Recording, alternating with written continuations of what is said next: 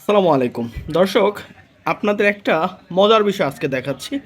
অর্থাৎ আপনারা যদি এই ভিডিওটা না দেখেন তাহলে আপনারা কিন্তু বড় একটা বিপদের সম্মুখীন হবেন।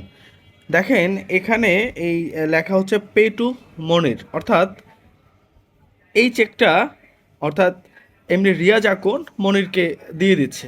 দেখেন টাকা কয় টাকা, ৮,০০০ টাকা। দেখেন তারিখটা কিন্তু সেম সেম দেওয়া আছে, 29/7/2025।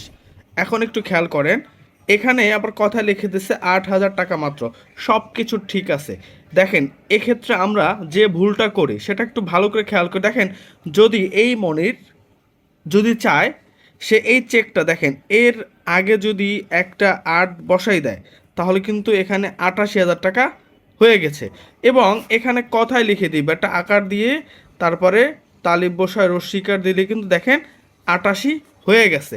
অর্থাৎ এখন যদি এই মনির এই ৮৮,০০০ টাকার চেকটা ব্যাংকে কাউন্টারে চেকটা দেয়, সেক্ষেত্রে আইনানুগভাবে কাউন্টার থেকে কিন্তু মনিরকে এই ৮৮,০০০ টাকা দিতে মানে কোনো বাধা বিপত্তি আর দেখবে না। সুতরাং এক্ষেত্রে আমাদের করণীয় কি একটু খেয়াল করি, যখন আমরা মানে কাউকে চেক পে করব বা কাউকে চেক দিব, তখন অবশ্যই মাথায় রাখতে হবে অঙ্কটা লেখার পূর্বে আমাদের ইকুয়াল দিতে হবে এবং শেষে আমাদের এভাবে ক্লোজ করে দিতে হবে।